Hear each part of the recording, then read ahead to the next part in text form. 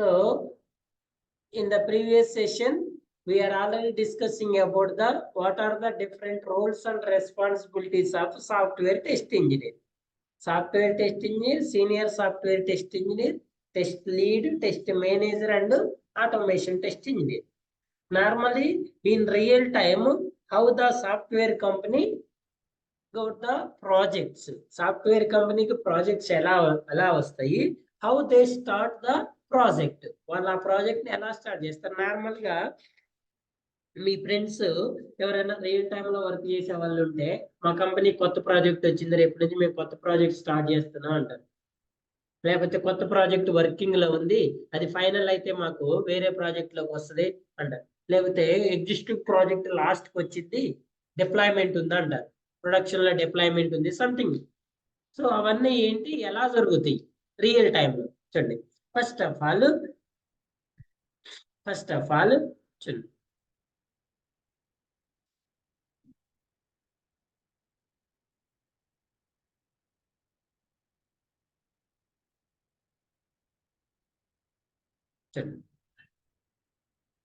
First request for proposal అండి. Here Flipkart is an hour client. ఎవరైతే project మనకి ఇస్తున్నారో వాళ్ళని క్లయింట్ అంటారు. నార్మల్ గా I'm the client, my name is Krishna, I don't have any previous knowledge in development, testing, either software company. Client అనేవాడికి software మీద knowledge ఉండాల్సిన అవసరం లేదు. Maybe they have some knowledge also. Some members clients కి development మీద, testing మీద, environment మీద knowledge ఉంటుంది, కొంతమందికి అసలు ఉండదు. ఇక్కడ Flipkart is my client. Flipkart wants to an application to start their business or to enhance their business. మన స్టూడెంట్, ఎగ్జిస్టింగ్ స్టూడెంట్ ఒక అబ్బాయి వచ్చిండు, తను ఫ్లిప్కార్ట్ దాంట్లో ఎంప్లాయ్మెంట్ జాబ్ చేస్తాడు. నాన్ ఐటీలో సంథింగ్ ఈ మధ్య రీసెంట్గా జాయిన్ అయ్యిండు. Flipkart recently starts an grocery business and also at the same time Swiggy also. So in the previous application, they don't have an grocery module. వాటిని modules అంటారు. ఒక application లో ఉండే పార్ట్స్ ని మాడ్యూల్స్ అంటారు. ఇప్పుడు స్విగ్గీ కానీ, ఫ్లిప్కార్ట్, అమెజాన్, వీటిని ఈ కామర్స్ అప్లికేషన్స్ అంటారు. అంటే అమ్ముకోవడానికి, కొనుగోలుకి సంబంధించిన అప్లికేషన్స్ నార్మల్ గా మనం ఈ కామర్స్ అప్లికేషన్స్ అంటారు. So the client approaches the software company in 3 ways, 3 manners. చెప్పాను నేను మీకు already. What are the 3 things చెప్పండి? ఒక క్లయింట్ అనేవాడు సాఫ్ట్వేర్ కంపెనీని అప్రోచ్ అవ్వడానికి 3 థింగ్స్ కదా. What are the 3 things? First one is they need a new application. The first thing is they need a new application, and the second one is follow అవ్వాలి ఏ రోజు class ఆ రోజు. ఓకేనా? 9కి ఎగ్జాక్ట్గా 10కి వచ్చి క్లాస్లో కూర్చోవటం కాదు. Second one is enhancements. Client already having an application and they need an modifications or new enhancements. And the third one is problem solving. If they have an existing application, but their existing application is not working in proper manner. At the same thing, the Flipkart is also approaches a software company for their new application.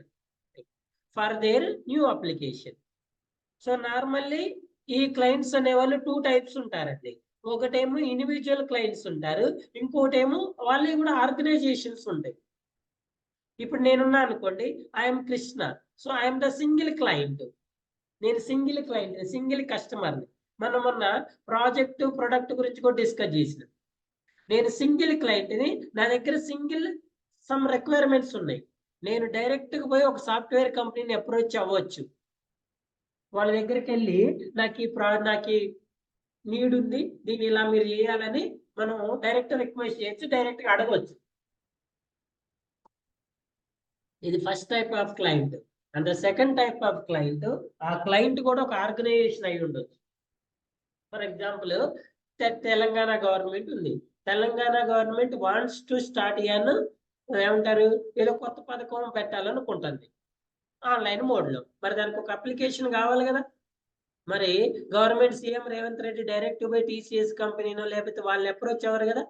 So దానికి ఏం చేస్తారంటే వీళ్ళు first of all ఇలాంటి organisation clients ఉన్నప్పుడు వాళ్ళకి ఏదైతే requirements ఉన్నాయో ఆ రిక్వైర్మెంట్స్ అన్నిటిని ఒక డాక్యుమెంట్ లో ప్రిపేర్ చేసుకొని వీళ్ళు prepare and distribute the RFP అంటారు. ఆర్ఎఫ్పి అంటే రిక్వెస్ట్ ఫర్ ప్రపోజల్.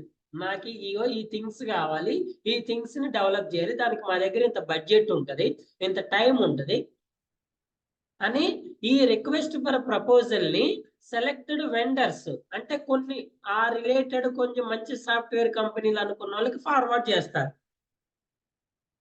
ఈ కంపెనీ అయితే మా ప్రాజెక్ట్ సక్సెస్ఫుల్ గా చేయగలుగుతుంది అని మనకు నమ్మకం ఉంటుంది. పాత కాలంలో వీటిని బిడ్స్ అంటారండి. తెలుసా? నార్మల్ గా మన ఊళ్ళో అయితే కాంట్రాక్ట్స్ అంటారు కదా, బిడ్స్, వేలం పాటలు అంటారుగా. మనకి పాత సినిమాలో చూపిస్తా ఉంటారు, ఇది నేను పాడతా బిడ్స్ అంటారుగా. అలానే ఇది ఆన్లైన్ బిడ్డింగ్. సో ఈ క్లయింట్ అనేవాడు వాడి రిక్వైర్మెంట్స్ అన్నిటిని ఒక డాక్యుమెంట్స్ ప్రిపేర్ చేసి సెలెక్టెడ్ వెండర్స్ కి ఫార్వర్డ్ చేస్తాడు. ఈ వెండర్స్ ఎవరంటే సాఫ్ట్వేర్ కంపెనీస్.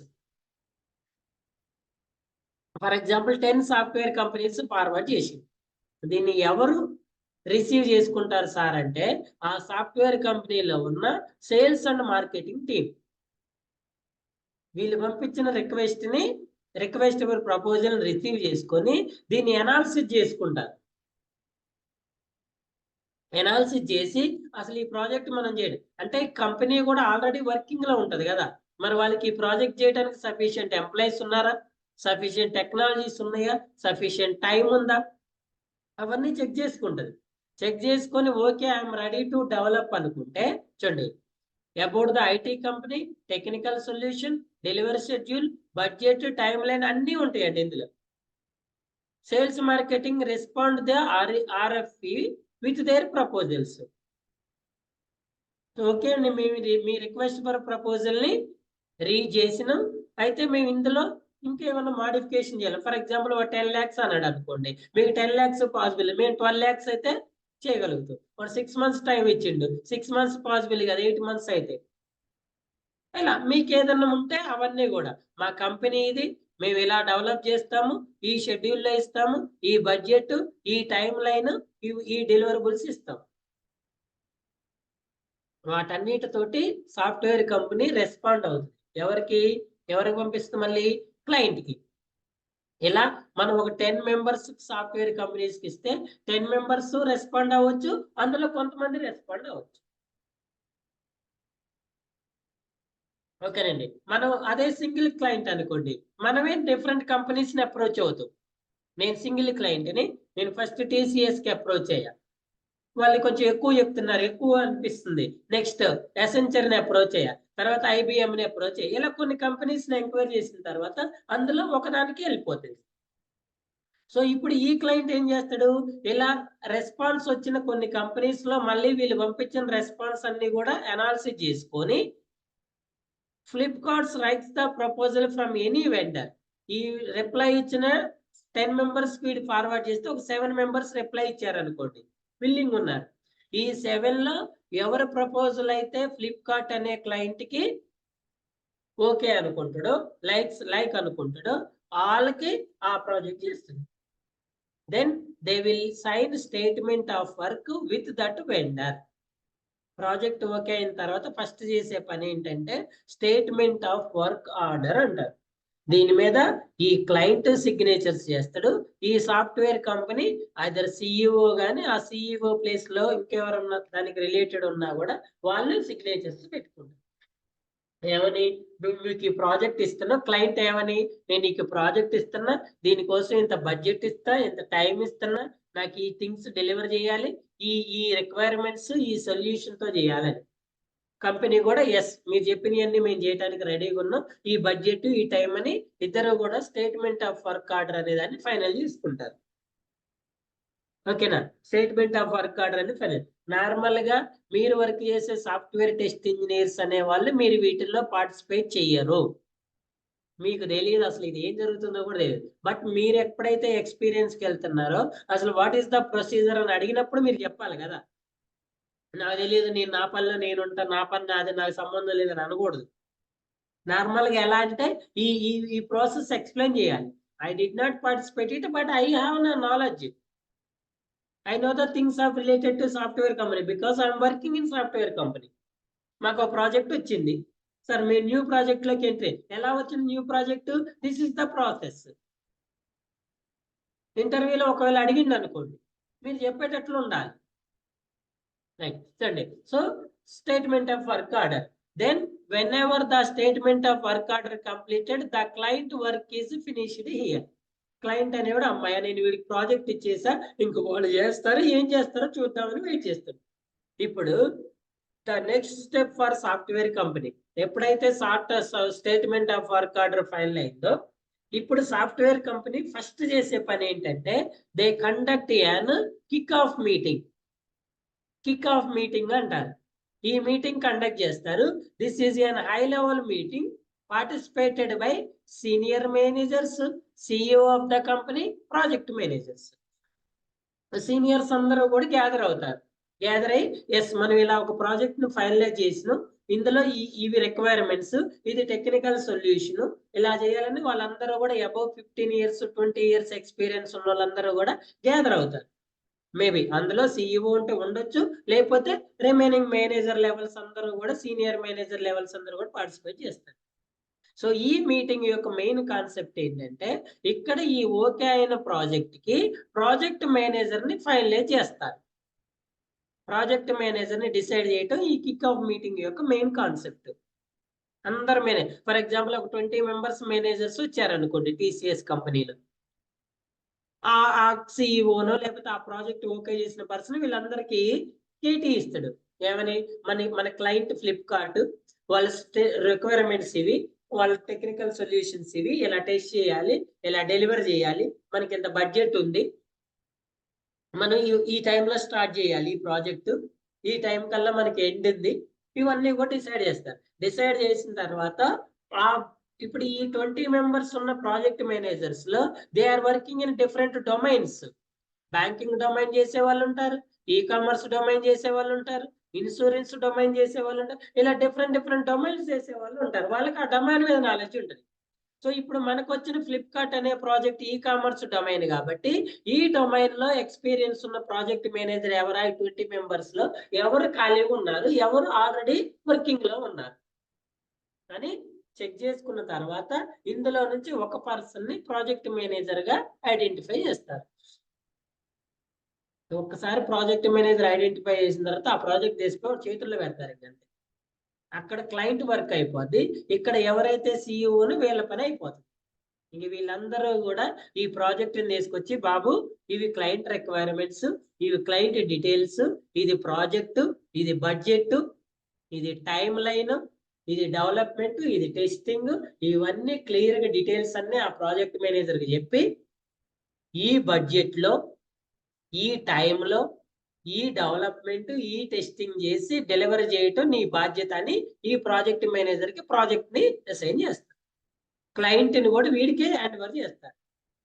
క్లయింట్ కి చెప్తారు in the next one if you have any queries or any doubts follow my project manager, contact my project manager. నీకు ఫ్యూచర్ లో ఏదన్నా డౌట్స్ ఉన్నా, ఏదైనా ప్రాబ్లమ్స్ ఉన్నా, ఏమున్నా మా ప్రాజెక్ట్ మేనేజర్ ని ఫాలో అప్ చేయండి.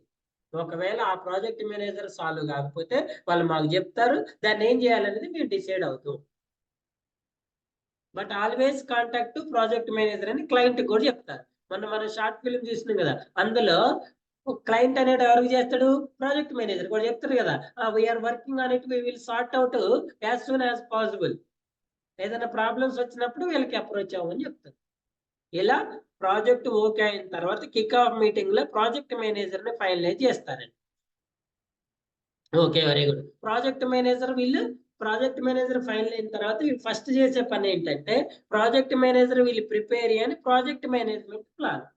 అసలు ఈ ప్రాజెక్ట్ ని మనం ఎలా స్టార్ట్ చేయాలి, ఎలా కంటిన్యూ చేయాలి, ఎలా ఫినిష్ చేయాలి, ఎంతమంది డెవలపర్స్ కావాలి, ఎంతమంది టెస్ట్ ఇంజనీర్స్ కావాలి, ఏమేమి టెక్నాలజీస్ కావాలి, ఇవన్నీ కూడా వాటి ప్రాజెక్ట్ మేనేజ్మెంట్ ప్లాన్స్ చేయాల్సినవి ఏంటి, చేయకూడదు ఏంటి, ఎలా ఒకేసారి డెవలప్ చేయాలా, దాన్ని మాడ్యూల్ వైజ్ డెవలప్ చేయాలా, ఎస్డిఎల్సి వాటర్ ఫాల్కి వెళ్ళాలా, వి మోడల్ వెళ్ళాలా, స్పైరల్ వెళ్ళాలా, అజైల్ వెళ్ళాలా, టెస్టింగ్ లో మాన్యువల్ వెళ్ళాలా, ఆటోమేషన్ వెళ్ళాలా,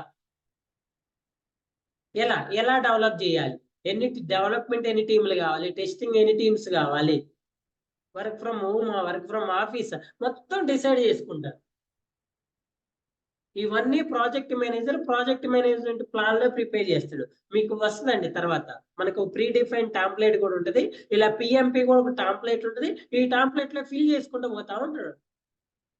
ఈ ప్రాజెక్ట్ మేనేజ్మెంట్ ప్లాన్ ప్రిపేర్ అయిన తర్వాత ఈ ప్లాన్ ని ఫాలో అవుతూ అందరూ developers, test engineers, business analyst, architect, delivery manager అందరూ దీన్నే ఫాలో అవ్వాలి. సో వీడి ప్రాజెక్ట్ మేనేజర్ ఏం చేస్తారు, అండర్ గైడెన్స్ కింద ఈ ప్రాజెక్ట్ మేనేజర్ కింద ఒక బిజినెస్ అనలిస్ట్ ని తీసుకుంటారు, ఒక సాఫ్ట్వేర్ ఆర్కిటెక్ట్ లీడ్ తీసుకుంటారు, ఒక డెవలప్మెంట్ లీడ్ తీసుకుంటారు, ఒక టెస్టింగ్ లీడ్ ని తీసుకుంటారు, ఒక డెలివరీ మేనేజర్ ని కూడా తీసుకుంటారు.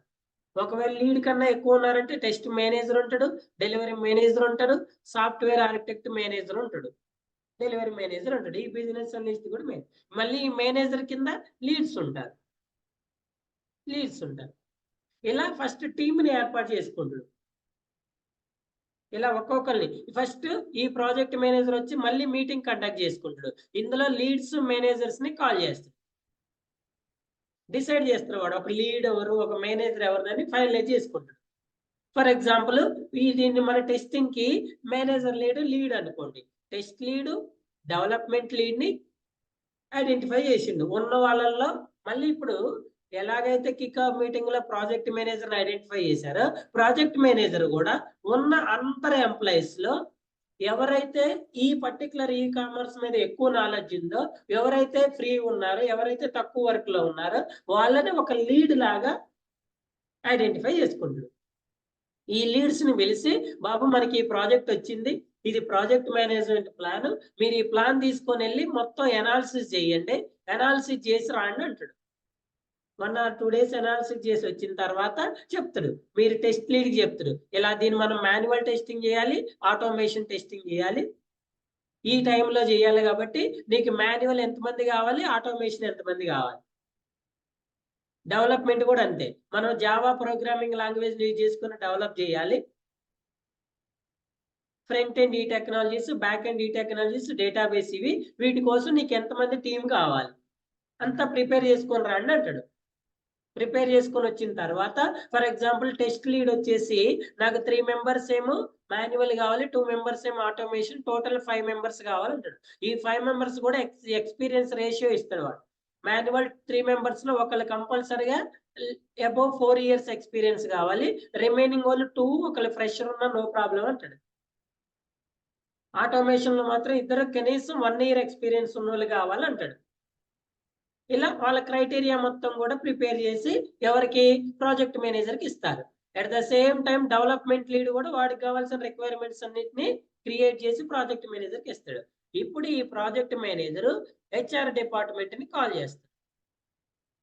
హెచ్ఆర్ డిపార్ట్మెంట్ లో హెచ్ఆర్ మేనేజర్ ని కాంటాక్ట్ లో తీసుకుంటాడు.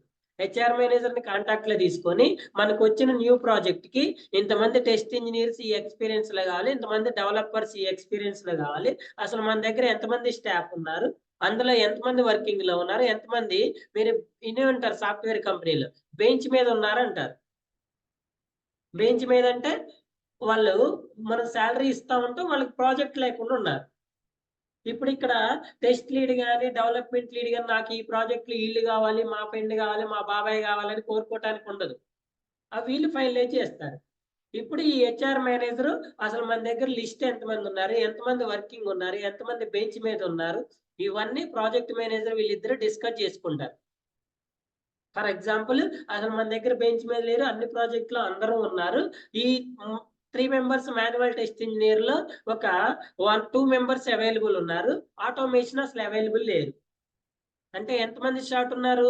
మాన్యువల్ లో ఒకళ్ళు ఉన్నారు, ఆటోమేషన్ లో 2 కావాలి, డెవలప్మెంట్ లో కూడా ఒక 2 మెంబర్స్ కావాలి.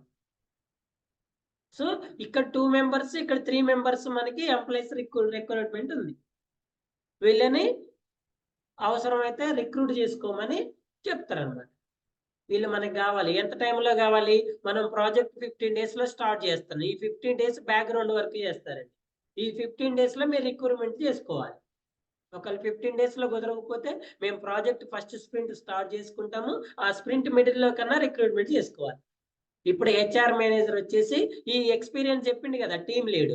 ఈ 2 మెంబర్స్ మాన్యువల్ వాళ్ళు ఎవరు కావాలి? ఈ ఉన్న 1 మెంబర్ ఏమో ఆల్రెడీ 2 మెంబర్స్ ఉన్నారు, వాళ్ళు రియల్ ఎక్స్పీరియన్స్ ఉన్నారు. సో ఇక్కడ మీకు ఫ్రెషర్ అయినా పర్లేదు, ఎక్స్పీరియన్స్ ఉన్నా పర్లేదు మేడం. ఆటోమేషన్ మాత్రం 1 year ఎక్స్పీరియన్స్ ఉండాలి. ఓకే అండి. ఇలా వాళ్ళు ఇచ్చిన రిక్వైర్మెంట్స్ ను బేస్ చేసుకుని హెచ్ఆర్ మేనేజర్ అనేవాడు ఏం చేస్తాడు? రిక్రూట్మెంట్ ప్రాసెస్ అనేది స్టార్ట్ చేస్తాడు. నౌకరీలో, లింక్డ్ఇన్ లో, లేకపోతే రెఫరల్లో జాబ్ నోటిఫికేషన్ రిలీజ్ చేస్తారు. రిలీజ్ చేసిన తర్వాత ఇంటర్వ్యూ ప్రాసెస్ మొత్తం హెచ్ఆర్ టీమ్ అనేది కండక్ట్ చేస్తూ ఉంటుంది. షార్ట్ లిస్ట్ చేస్తారు. షార్ట్ లిస్ట్ చేసిన తర్వాత టెక్నికల్ ఇంటర్వ్యూస్ ని కండక్ట్ చేస్తారు. మన టైం లీడ్, టెస్ట్ లీడ్ తో చేపియాలని రూల్ లేదు. వేరే ఎవరితోటో మనకు కావాల్సిన రిక్వైర్మెంట్స్ ని బేస్ చేసుకొని ఇంటర్వ్యూ పర్ఫార్మ్ చేస్తారు. ఇలా పర్ఫార్మ్ చేసి ప్రాజెక్ట్ అయ్యే టయానికి ఎంప్లాయీస్ ని ప్రాజెక్ట్ కి అందించే హెచ్ఆర్ టీమ్ యొక్క మెయిన్ రెస్పాన్సిబిలిటీ. ఓకేనా? సో ఇలా ప్రాజెక్ట్ ఓకే అయిన తర్వాత టీమ్ సెట్ చేసుకుంటారు. ఇప్పుడు మళ్ళీ ప్రాజెక్ట్ మేనేజర్ టెస్ట్ లీడ్ ని, డెవలప్మెంట్ లీడ్ ని పిలిచి ఎప్పుడైతే ప్రాజెక్ట్ స్టార్ట్ అయింది, ఇదిగో మీ టీం ఇది, వీళ్ళందరూ న్యూ మెంబర్స్, వీళ్ళు ఎగ్జిస్టింగ్ మెంబర్స్, వీళ్ళందరూ ఒక team. 3 members manual, 2 members automation. Development లో కూడా టోటల్ 5 members. ఇందులో 2 members ఫ్రంట్ ఎండ్ డెవలప్ చేస్తారు, 3 members ఏమో బ్యాక్ ఎండ్ డెవలప్ చేస్తారు. ఇదొక టీము, ఇదొక టీం. ఈ 2 teams తోటి ప్రాజెక్ట్ మేనేజర్ అనేవాడు ప్రాజెక్ట్ స్టార్ట్. సో మనం యూజ్ చేసే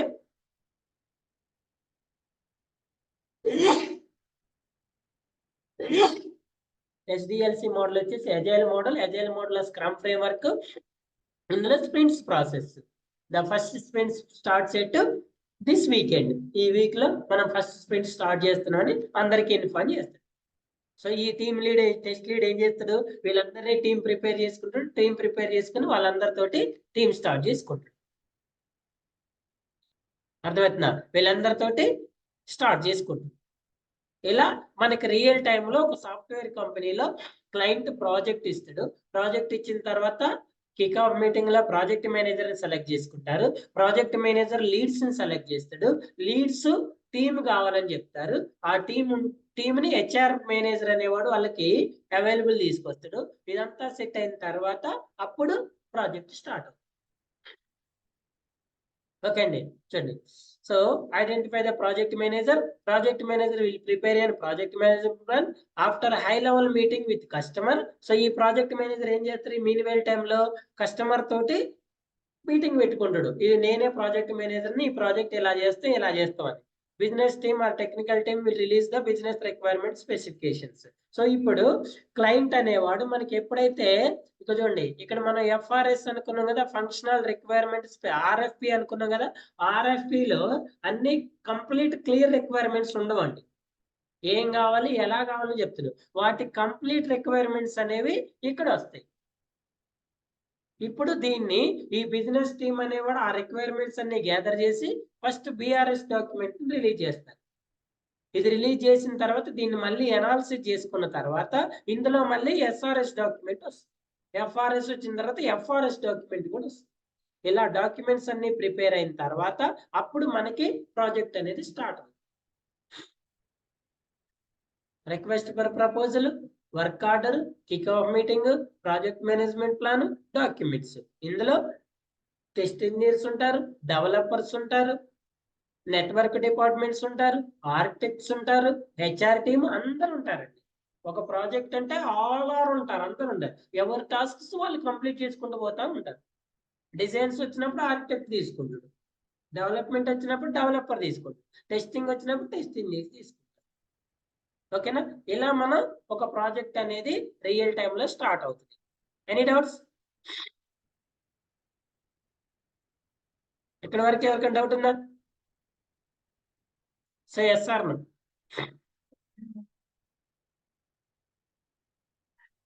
సో రియల్ టైమ్ ప్రాజెక్ట్ లో ఎవరు ఉంటారు అనుకున్నాండి? ఫస్ట్ క్లయింట్ తర్వాత సిఇఓ రిలేటెడ్ ఎవరైనా ఉండొచ్చు ఆ ప్లేస్ లో. Next vice president, delivery manager అంటండి. ప్రాజెక్ట్స్ వచ్చిన తర్వాత కంప్లీట్ అయిన తర్వాత వాటిని డెలివరీ చేసేవాడిని డెలివరీ మేనేజర్ అంటారు. తర్వాత ప్రాజెక్ట్ మేనేజర్, ప్రాజెక్ట్ ఎగ్జిక్యూషన్ కోసం.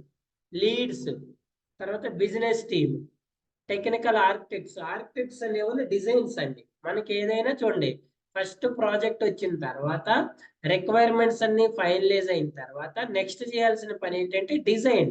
మనం ఎస్డిఎల్సి ఫాలో అవ్వాలి కదా. ఎస్డిఎల్సి లో ఫస్ట్ పేజ్ ఏంటి? రిక్వైర్మెంట్స్ గ్యాదరింగ్, తర్వాత ఎనాలిసిస్, తర్వాత డిజైన్ తర్వాత డెవలప్మెంట్ తర్వాత టెస్టింగ్ తర్వాత డెలివరీ. ఈ డిజైన్ చేయాల్సిన వాళ్ళని ఏమంటారంటే ఆర్కిటెక్ట్స్ అంటారు. ఈ రిక్వైర్మెంట్స్ గ్యాదర్ చేసే వాళ్ళని బిజినెస్ టీమ్ అంటారు. అందులో బిజినెస్ అనలిస్ట్ ఉంటాడు, సేల్స్ అండ్ మార్కెటింగ్ టీమ్ ఉంటారు. వీళ్ళ పని ఏంటంటే క్లయింట్ దగ్గర నుంచి రిక్వైర్మెంట్స్ ని గ్యాదర్ చేసుకోవటం, క్లయింట్ ఏదైనా మోడిఫికేషన్ చెప్పినప్పుడు వాటిని యాడ్ చేసుకోవటం, క్లయింట్ కి ఏదైనా ప్రాబ్లం ఉన్నప్పుడు ఏంటి అనేది అనాలిసిస్ చేయటం, అడగటం, ఇవన్నీ కూడా బిజినెస్ టీమ్ చూసుకుంటారు. మనం ఇన్వాల్వ్ కావాల్సిన అవసరం లేదు. ఆ బిజినెస్ టీమ్ మనకి ప్రాజెక్ట్ మేనేజర్ ఫార్వర్డ్ చేస్తే వాడు మనకి ఫార్వర్డ్ చేస్తుంది. డైరెక్ట్ క్లయింట్ వచ్చిన అప్లికేషన్ లో ఎన్హాన్స్మెంట్ కావాలి నువ్వు చేయని డెవలపర్ దగ్గరికి రాడండి. అదొక ప్రొఫార్మా ఉంటది. క్లయింట్ ప్రాజెక్ట్ మేనేజర్ చెప్తారు, ప్రాజెక్ట్ మేనేజర్ బిజినెస్ టీమ్ చెప్తారు, బిజినెస్ టీమ్ కలెక్ట్ చేసిన తర్వాత వాటిని ప్రాజెక్ట్ మేనేజర్ మళ్ళీ మీటింగ్ కండక్ట్ చేసి ఈ ఎన్హాన్స్మెంట్స్ ఉన్నాయని టీం అందరికీ చెప్తాడు. వాటిని ఎలా చేయాలి, చేసిన తర్వాత మళ్ళీ డిజైన్స్ చేంజ్ చేయాలి. Okay, development team, lead, developers, test manager, test lead, test engineers. Right. Next software configuration management team ఉంటారు, క్వాలిటీ అష్యూరెన్స్ టీమ్ ఉంటారు, change control board, technical writers. ఎవరి వరకు వాళ్ళకే ఉంటుంది, ఎవరి టీం వాళ్ళకే ఉంటాయి. నార్మల్ గా సాఫ్ట్వేర్ కంపెనీ అంటే ఏమేమి డిపార్ట్మెంట్స్ ఉంటాయంటే హెచ్ఆర్ డిపార్ట్మెంట్ ఉంటుందండి. వీళ్ళ పని ఏంటి?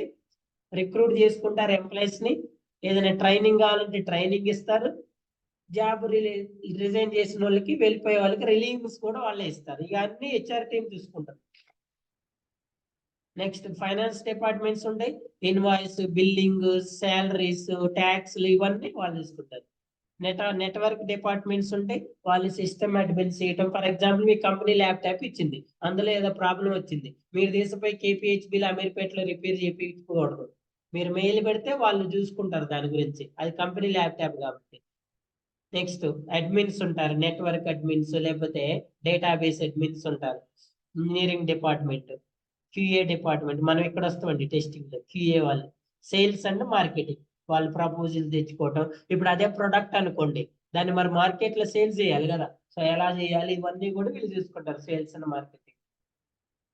ఓకే, ఇది సాఫ్ట్వేర్ కంపెనీ, అందులో ఉండే డిపార్ట్మెంట్స్, మేజర్ రోల్స్ ఇవి. So next terminology. నార్మల్ గా మనం సాఫ్ట్వేర్ కంపెనీలో వర్క్ చేసేటప్పుడు మీరు ఫ్రెషర్ కి పోతుంటే ఎక్కడ ప్రాబ్లం ఉండదండి. సో కంపెనీ లేకపోతే వాళ్ళకి లీడ్ కానీ మేనేజర్ కానీ, సో ఈజ్ అని ఫ్రెషర్, ఈ don't have an real time knowledge అనే విషయం వాళ్ళ మైండ్ లో ఉంటది. అందుకే మిమ్మల్ని ఎక్కువ ప్రెజర్ చేయరు, మీకు రాకపోయినా కూడా పెద్ద ఇష్యూ కింద ట్రీట్ చేయరు. ఎందుకంటే మీ శాలరీ తక్కువే ఉంటుంది, మీ ప్యాకేజ్ తక్కువే ఉంటుంది, మీకు వర్క్ కూడా అలానే అసైన్ చేస్తారు. ఫర్ ఎగ్జాంపుల్ మీరు 3 years 4 years ఎక్స్పీరియన్స్ పెట్టుకొని వెళ్ళారు అనుకోండి, మీకు ప్యాకేజ్ ఆ లెవెల్లో ఉంటుంది. వాళ్ళు కూడా ఎస్ is working last 3 years in one software company అనే మైండ్ లో పెట్టుకుంటారు. దాన్ని బేస్ చేసుకొని మీకు వర్క్ అనేది అసైన్ చేస్తారు, మిమ్మల్ని అలానే ట్రీట్ చేస్తారు. సార్ నేను ప్యాకేజ్ పెట్టా మంచిగానే ఉంది, ప్యాకేజ్ ఇచ్చారు, నెల నెల శాలరీ పడుతుంది, అంతా ఓకే, కానీ వర్క్ కాడికి వచ్చేటప్పటికి నాకు అలా వర్క్ వద్దు సార్. శాలరీ ఇచ్చేటప్పుడు ఓకే, ప్యాకేజ్ ఓకే, అంతా ఓకే, వర్క్ వద్దు సార్, అట్లా ఉండదండి. సో అందుకే మీరు ఏదైతే ఎక్స్పీరియన్స్ పెడుతున్నారో ఆ ఎక్స్పీరియన్స్ రిలేటెడ్ గా నేర్చుకోవాలి. నేను 3 సంవత్సరాల నుంచి వర్క్ చేస్తున్నా సార్, మా కంపెనీలో పిఎంపి అంటే పిఎంపి అంటే ఉండదు సార్ అని అనకూడదు. ఓకేనా? సో కామన్ థింగ్స్ టెర్మినాలజీ చూడండి. సాఫ్ట్వేర్ కంపెనీలో మాక్సిమం షార్ట్ కట్స్ వాడతారండి. అంత ఫుల్ ఫామ్ తోటి వెళ్ళేవారు షార్ట్ కట్స్ వాడతారు. సో కొన్ని దేని ఓన్ ఉండొచ్చు, బట్ కొన్ని కామన్ ఉంటాయి. ఏదో కొన్ని దేని ఓన్ ఉన్నప్పుడు ఇది మా కంపెనీలో లేదని చెప్పొచ్చులే, కానీ అసలు మా కంపెనీలో ఏది లేదని చెప్పకూడదు. ఏ కంపెనీలో అయినా ప్రాజెక్ట్ మేనేజ్మెంట్ ప్లాన్ పిఎంపి అంటారు. Project management plan, documents, designs, lines of code, RTM, test lead, test plan, status reports, daily status, daily defect, weekly test plan, test suite, scenarios, cases, manager, PM project manager అంటారు. PM conduct the meeting అంటారు. PM అనగా నరేంద్ర మోడీ అనుకోకూడదు. Test lead, test plan, business analyst, knowledge transfers, ఇవి testing design techniques. ఇక testing అనమాట. Testing terminology white box, black box, smoke testing, security testing, load testing, entry criteria, exit criteria, defect reporting, debugging, quality, test levels, retrospective meeting అంటారు, test environment setup అంటాడు, verification, validation. ఓకేనా? So ఇవన్నీ కూడా related to software company. మీరు ఏదైనా ఒక software కంపెనీలో work చేస్తున్నా ఉంటే ఇవి ఎంత నేర్చుకుంటే మీకు అంత బెనిఫిట్ ఉంటుంది. ఓకేనా? ఇవన్నీ నేర్చుకొని ఓకే. సో వాడు ఏదైనా మెయిల్ షార్ట్ కట్ లేదని మెయిల్ పెట్టింది అనుకోండి, పెద్దాన్ని పక్క వాళ్ళకి అడగకూడదు ఇదేంటి ఇదేంటి. మిమ్మల్ని మీరే చెప్పుకుంటారు నేను ఇదే అని. సో అందుకే కొన్ని ఓన్గా తెలుసుకోవాలి. So all of you should read hour manual testing book. నేను ఏదైతే బుక్ ఇచ్చానో మీకు, ఆ బుక్ మొత్తం నెంబర్ ఆఫ్ టైమ్స్ రీడ్ చేయాలి. అందులో ఇవన్నీ ఉంటాయి. ఆ బుక్ లో ఉన్న each and everything should help to perform your work. చెప్తున్నాను, మీరు మాన్యువల్ టెస్టింగ్ లో 4 to 5 years వరకు ఎవరు సపోర్ట్ లేకుండా వర్క్ చేయాలి అంటే ఆ బుక్ కంప్లీట్ గా రీడ్ చేయాలి, A to Z రీడ్ చేయాలి. అప్పుడే మీరు వర్క్ చేయగలుగుతారు. ఓకేనా?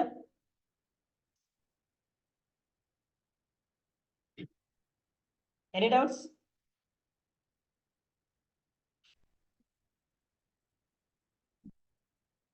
రైట్ చూడండి. సో అవి టెర్మినాలజీ కదా. వన్స్ ప్రాజెక్ట్ అయిపోయిన తర్వాత next everything Q and testing. First project okay అయింది కదా.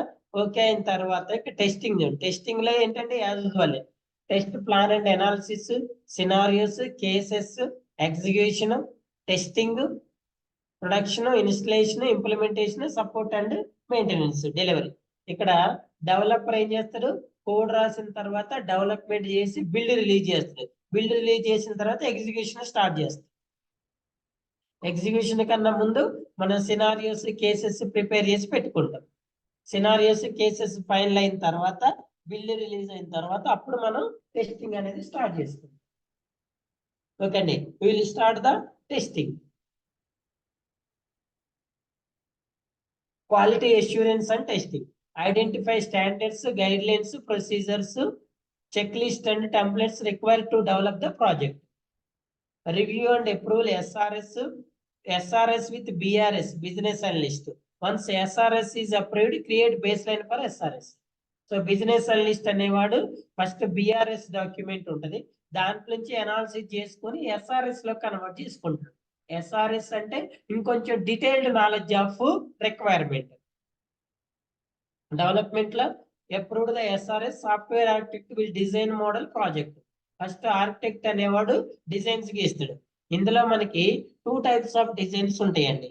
High level design, low level design అంటారు. HLLD అంటారు. High level design document, low level design document అంటారు. ఇప్పుడు ఒక ప్రాజెక్ట్ మొత్తం ఎంటైర్ ఒకటే ఆర్కిటెక్చర్ లో వస్తే దాన్ని హై లెవెల్ అంటారు. తర్వాత ఒక్కొక్క మోడ్యూల్ ని మళ్ళీ క్లియర్ గా డిజైన్ చేస్తే దాన్ని లో లెవెల్ అంటారు. ఇది ఎంటైర్ ప్రాజెక్ట్. ఇందులో సపరేట్ పేజెస్, సపరేట్ మాడ్యూల్స్ ఉంటాయి. అవన్నీ కూడా గ్రాఫికల్ రిప్రజెంటేషన్స్ లో UML డయాగ్రామ్స్ లో వేస్తారు.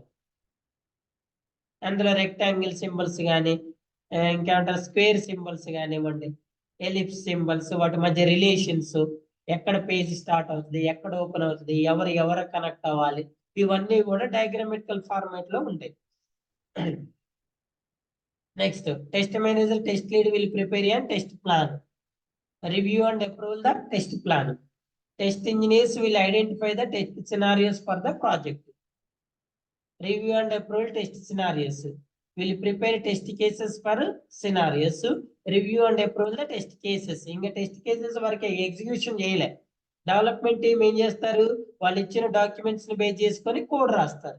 Code rasi code review cheskoni code approve ayin tarvata testing vallu white box testing complete cheskoni build release chestaru.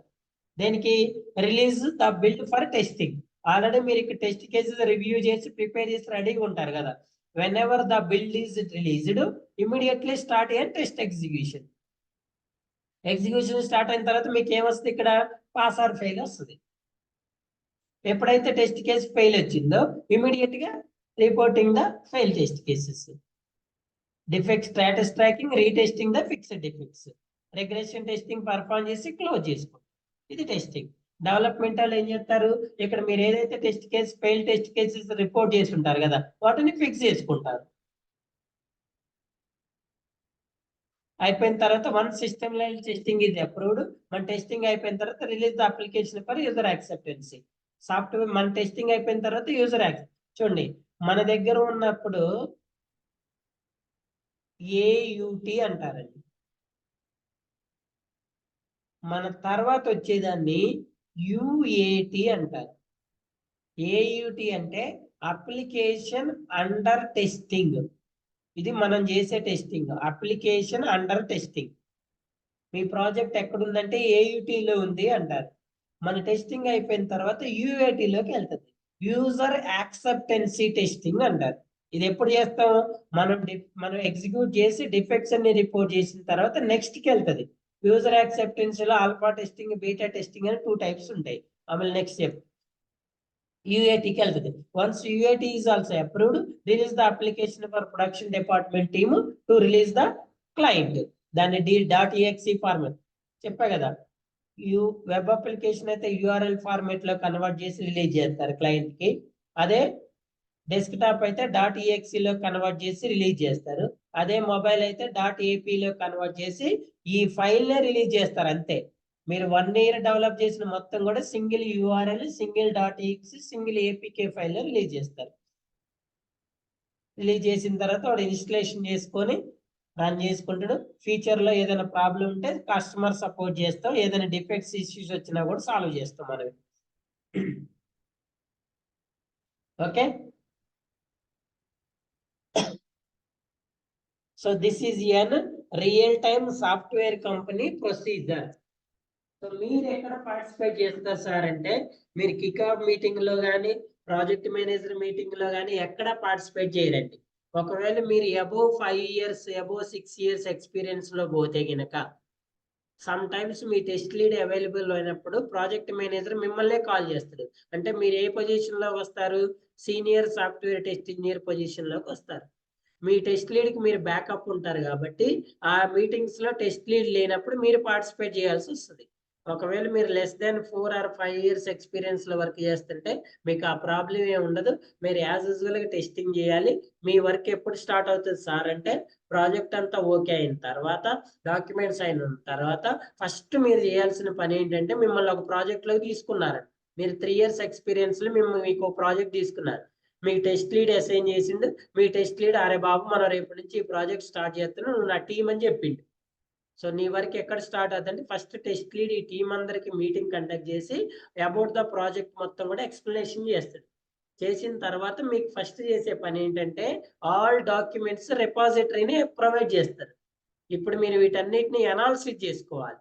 అసలు ఈ ప్రాజెక్ట్ ఏంది, దీని నేచర్ ఏంది, ఏ ఫంక్షనాలిటీస్ ఉన్నాయి, ఏ ఫంక్షనాలిటీస్ టెస్ట్ చేయాలి, ఏవి చేయొద్దు, ఎంత టైంలో చేయాలి, ఏంటి అనేది మొత్తం అనాలిసిస్ చేసుకుంటారు. అనాలిసిస్ అయిపోయిన తర్వాత సినారియోస్ రాస్తారు. సినారియోస్ తర్వాత కేసెస్ రాసుకుంటారు. తర్వాత ఎన్విరాన్మెంట్ సెటప్ చేసుకుంటారు. ఎప్పుడైతే డెవలపర్ బిల్డ్ రిలీజ్ చేసిండో టెస్ట్ ఎగ్జిక్యూషన్ చేస్తారు. ఎగ్జిక్యూషన్ లో పాస్ ఆర్ ఫెయిల్ వస్తుంది కదా. ఫెయిల్ వస్తే డిఫెక్ట్ రిపోర్ట్ చేస్తారు, డిఫెక్ట్ ట్రాకింగ్ చేస్తారు, రీటెస్టింగ్ చేస్తారు, డిఫెక్ట్ క్లోజింగ్ చేస్తారు. ఒకవేళ మీరే ఆటోమేషన్ చేస్తే రిగ్రెషన్ టెస్టింగ్ ఆటోమేషన్ చేస్తారు. మీరు ఎన్ని సంవత్సరాల వర్క్ ఎక్స్పీరియన్స్ చేసినా కూడా ఇదే వర్క్ పర్ఫార్మ్ చేస్తారు. అది 3 years అయినా, 2 years అయినా, 1 year అయినా, 5 years అయినా కూడా టెస్టింగ్ సేమ్ ఉంటుంది. Manual testing, no changes. ఎవరు చేసినా అదే పని చేయాలి. కాకపోతే మీ ఎక్స్పీరియన్స్ అనేది ఆ టెస్ట్ సినారియోస్ ఐడెంటిఫై చేయటంలో, ఆ టెస్ట్ కేసెస్ రాయటంలో, వాటిని ఎగ్జిక్యూట్ చేయటంలో, ఆ డిఫెక్ట్స్ రిపోర్ట్ చేయటంలో ఎలా వ్యాలిడ్ చేస్తున్నారు, మీ డిఫెక్ట్స్ ఏమంటారు యాక్సెప్ట్ అవుతున్నాయా, రిజెక్ట్ అవుతున్నాయి, ఇదంతా మీ నాలెడ్జ్ని బట్టి ఉంటుంది. పల్లెమంటూ టెస్ట్ కేసెస్ రాసుకుంటూ పోకూడదు. ఎక్కువ ఫంక్షనాలిటీస్ తక్కువ టెస్ట్ కేసెస్లో ఎలా కవర్ చేస్తున్నారు. ఎందుకంటే మీరు చేసే ప్రతి పని కూడా రివ్యూ చేసి అప్రూవల్ చేసిన తర్వాత నెక్స్ట్ స్టెప్కి వెళ్ళాలని చెప్పా కదా. ఆ రివ్యూలో టెస్ట్ లీడ్ అనేది ఐడెంటిఫై చేస్తారు. అసలు మీరు వర్తబుల్ క్యాండిడేట్ అవునా కాదా. నువ్వు పిచ్చి పిచ్చి టెస్ట్ కేసెస్ అన్ని రాసి రివ్యూకి పంపించినావు అనుకోండి, నీ విషయం ఎమ్మటే బయటపడుతుంది.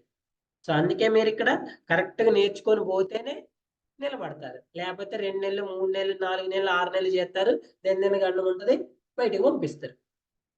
సో ఒక ఛాన్స్ వచ్చిందంటే ఆ ఛాన్స్ నిలబెట్టుకోవడానికి 100% వర్క్ చేయాలి. 3 to 4 months కంపల్సరిగా కంప్లీట్గా మీ ఫోకస్ మొత్తం దీని మీదే ఉండాలి. అప్పుడే మీకు జాబ్ వస్తుంది. వచ్చిన తర్వాత కూడా స్టేబుల్గా నిలబడుతుంది. ನೀವು ఒక ప్రాజెక్ట్ లో ఒక వర్క్ ని సబ్మిట్ చేసినవంటే tested as easy and worthable candidate ఈ నీడ్ ఫర్ దిస్ ప్రాజెక్ట్. ఈ ప్రాజెక్ట్ కి ఈ పర్సన్ అవసరం అని వాడు ఒక రోజు ఫిక్స్ అవ్వాలంతే. ఎవరైనా తీసేయాల్సి వచ్చినప్పుడు వీడు మనకు ఉండాలి అనే ఫీలింగ్ వాళ్ళకి రావాలి. మీ ఫస్ట్ ఇంప్రెషన్ లోనే పిచ్చి పిచ్చికి రాత్తంలే, ఏదైనా అవసరం లేనప్పుడు వీడిని బయటికి పంపిద్దామని వాడు మైండ్ లో పడ్డది అనుకోండి, ఎప్పుడైనా ఛాన్స్ వచ్చినప్పుడు మిమ్మల్ని బయటికి నెట్టేస్తాం. క్లియరా? Any questions? Any doubts?